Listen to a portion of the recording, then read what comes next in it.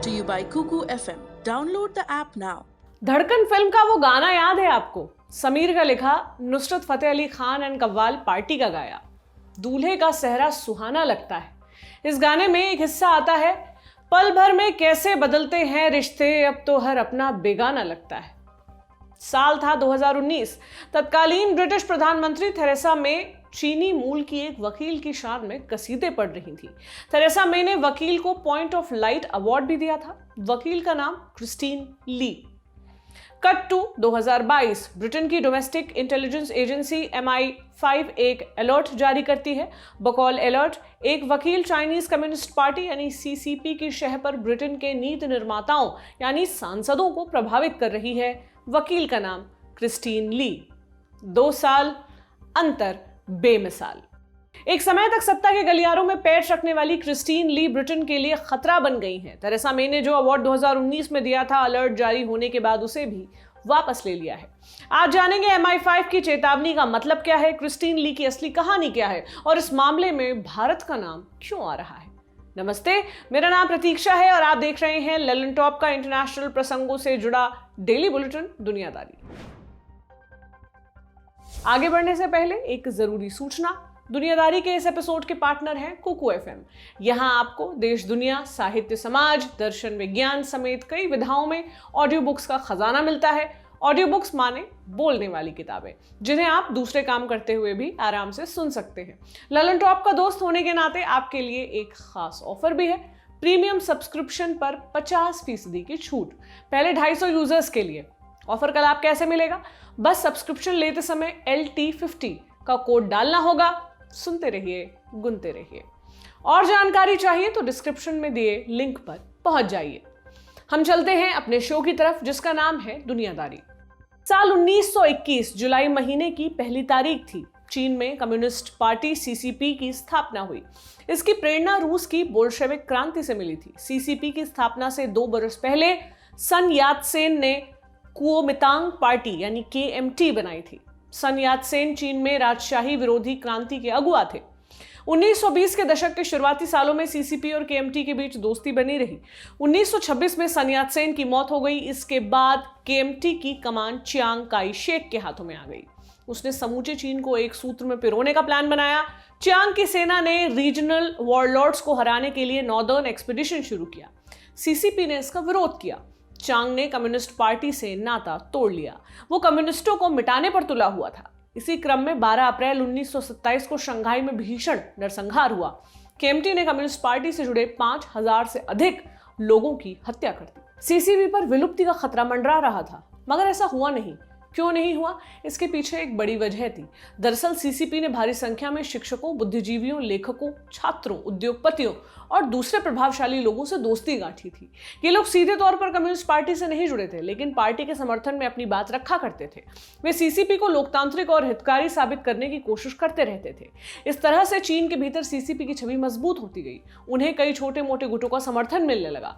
Party के विरोधी चाहकर भी कुछ बिगाड़ नहीं पाते थे। इस चाल ने CCP को प्रासंगिक बनाए रखा और KMT का खेल खराब कर दिया।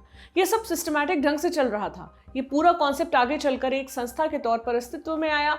इसे चीन के United front work department UFWD के नाम से जाना गया। 1949 में कम्युनिस्टों ने चियांग काई शेक की सेना को हरा दिया।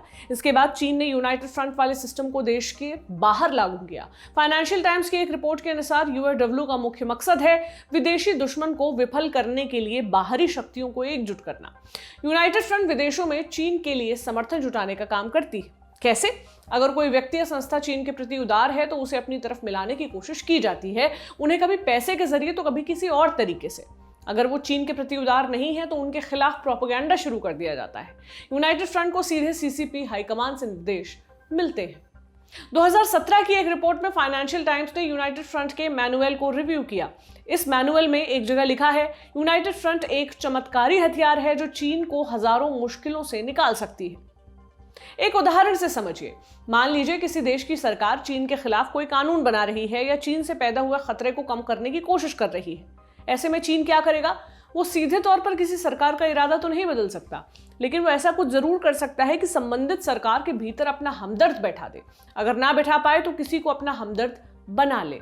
इससे क्या होगा, वो व्यक्ति चीन के पक्ष में अपनी बात रखेगा, इससे चीन का एजेंडा भी पुष्ट हो जाता है और उसका नाम भी नहीं आता। यूनाइटेड फ्रंट इसी प्रोसेस को मैनेज करती है। आज हम चीन के यूनाइटेड फ्रंट की कहानी क्यों सुना रहे हैं? दरअसल ब्रिटेन की सिक्योरिटी एजेंसी ने एक बड़ा बम फोड़ा है।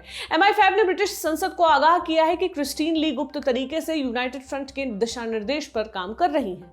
आशंका यह भी है कि वो लंबे समय से ब्रिटेन की सरकारी नीतियों को प्रभावित भी कर रही हैं। ली ने कई ब्रिटिश सांसदों, पॉलिटिकल पार्टियों और उभरते नेताओं को समय समय पर खूब सारा डोनेशन दिया है। इनमें से एक नाम बैरी गार्डनर का भी है। वो 1997 में ब्रेंट नॉर्थ से चुनाव जीत रहे हैं।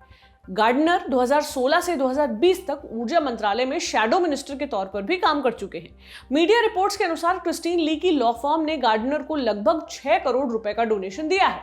इसके अलावा गार्डनर ने ली के एक बेटे को अपने दफ्तर में नौकरी भी दी।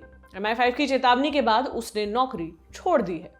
बैरी गार्डनर का एक भारतीय कनेक्शन भी है। जनवरी 2020 को भारत सरकार ने उन्हें पद्मश्री से सम्मानित किया था। गार्डनर जिस इलाके से आते हैं वहां भारतीय समुदाय के लोगों का बोलबाला है। उन्हें भारतीय और ब्रिटिश समुदाय के बीच रिश्ते प्रगाढ़ करने के लिए पुरस्कार दिया गया था। अभी यह पता नहीं चल सका है कि गार्डनर ने भारत से जुड़ी किसी पॉलिसी को प्रभावित किया है या नहीं। हालांकि इस खुलासे को लेकर भारत सरकार चिंतित जरूर होगी। MI5 के खुलासे के बाद गार्डनर ने बयान जारी किया। उन्होंने कहा कि क्रिस्टीन ली के डोनेशन के बारे में सुरक्षा एजेंसियों को पूरी जानकारी है, मैंने कुछ छिपाया नहीं है। MI5 की चेतावनी के खुलासे के बाद ब्रिटिश सरकार में हड़कंप मचा हुआ है। गृह मंत्री प्रीति पटेल ने कहा है कि आने वाले दिनों में और भी चौंकाने वाली जानकारियां सामने आ सकती हैं, हमें उसके लिए तैयार रहना चाहिए। चीन ने इस मसले पर क्या कहा? लंदन स्थित चीनी दूतावास ने बयान जारी कर कहा कि चीन दूसरे देशों के आंतरिक मसलों में दखल नहीं देता। हम किसी भी देश की पसंद में हस्तक्षेप नहीं करते, हमें इसकी जरूरत नहीं है। चीनी दूतावास ने आरोप लगाया कि ये चीनी समुदाय के लोगों को बदनाम करने की साजिश है। जहां तक क्रिस्टीन ली की बात है, वो 1974 में हांगकांग से आयरलैंड आई थी अपने माता पिता के साथ। वो ब्रिटेन में ही बस गई। क्रिस्टीन ने वकालत की पढ़ाई की और फिलहाल लंदन स्थित चीनी दूतावास की चीफ लीगल एडवाइजर के तौर पर काम कर रही हैं। ब्रिटेन के कई पूर्व प्रधानमंत्रियों के साथ उनकी तस्वीरें हैं। 2019 में उन्हें तत्कालीन प्रधानमंत्री थेरेसा मे से अवार्ड भी मिला था। क्रिस्टीन ली ने ब्रिटिश चाइनीज प्रोजेक्ट यानी BCP की स्थापना भी की थी। ये एक नॉन प्रॉफिट संगठन है। ये संगठन चीनी और ब्रिटिश समुदाय के बीच सहयोग बढ़ाने के लिए काम करता है। बैरी गार्डनर BCP के प्रचार प्रसार के लिए भी काम कर चुके हैं।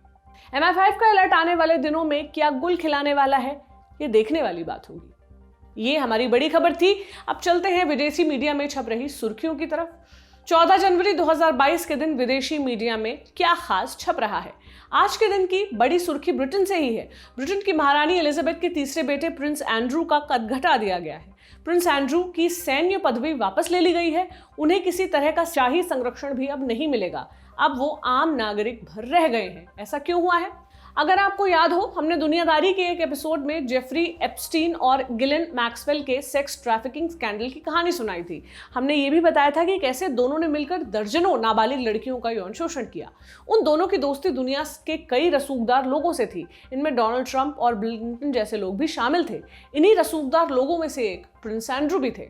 जब एप्स्टीन के गुनाह खुले तो इसमें एंड्रू का नाम भी आया। वर्जीनिया रॉबर्ट्स नाम की एक महिला ने आरोप लगाया कि प्रिंस एंड्रू ने कम से कम 3 मौकों पर उसका यौन शोषण किया।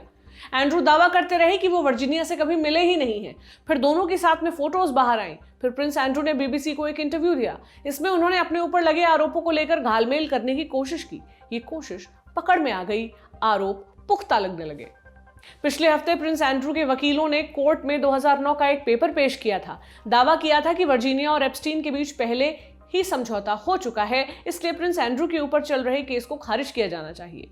12 जनवरी को न्यूयॉर्क की एक अदालत ने इस दलील को रद्द कर दिया। कहा गया कि मुकदमा जारी रहेगा। इसके बाद ब्रिटिश आर्मी के 150 वेटरन्स ने महारानी को चिट्ठी लिखी। उन्होंने प्रिंस एंड्रू की पदवी वापस लेने की मांग की। महारानी एलिजाबेथ ने इस मांग को मान लिया। प्रिंस एंड्रू बतौर आम नागरिक अपने ऊपर लगे आरोपों को डिफेंड करेंगे। ब्रिटिश अखबारों ने प्रिंस एंड्रू की पदवी छीने जाने की खबर को प्रमुखता से छापा है। द डेली टेलीग्राफ की सुर्खी है, क्वीन फ्रीजेज आउट एंड्रू, यानी शाही संरक्षण से बेदखल एंड्रू। डेली मेल ने लिखा है, ड्रिवन आउट। डेली एक्सप्रेस ने सुर्खी लगाई है, queen cast Andrew adrift for the sake of monarchy, यानी राजतंत्र की रक्षा के लिए एंड्रू की कुर्बानी। एक तरफ प्रिंस एंड्रू के ऊपर यौन शोषण का केस चल रहा है, वहीं दूसरी तरफ ब्रिटिश PM बोरिस जॉनसन के ऊपर तलवार लटकने लगी है। PM ऑफिस में आयोजित पार्टियों को लेकर रोजाना नए खुलासे हो रहे हैं। नया खुलासा कुछ यूं है। जून 2021 में महारानी एलिजाबेथ के पति प्रिंस फिलिप की मौत हो गई। अंतिम संस्कार से ठीक पहले बोरिस जॉनसन के दफ्तर में 2 पार्टियां हुई थी।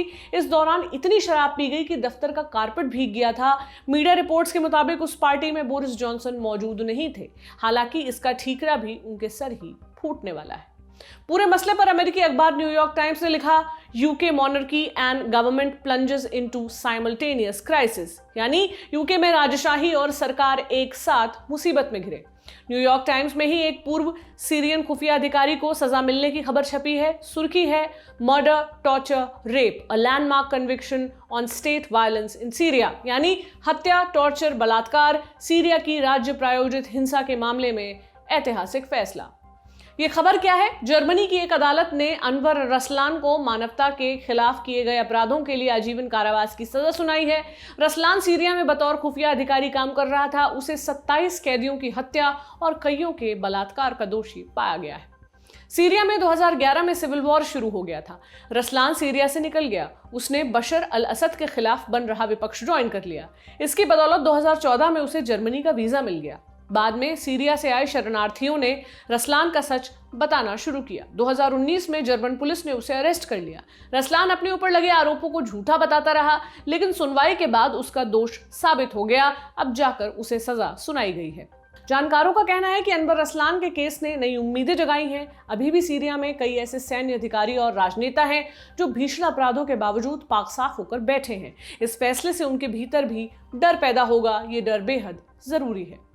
सीरिया के सिविल वॉर पर हमने दुनियादारी में आपको पहले विस्तार से बताया था।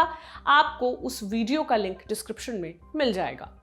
अगली सुर्खी ऑस्ट्रेलिया से है। ऑस्ट्रेलिया सरकार ने टेनिस स्टार नोवाक जोकोविच का वीजा एक बार फिर से रद्द कर दिया है।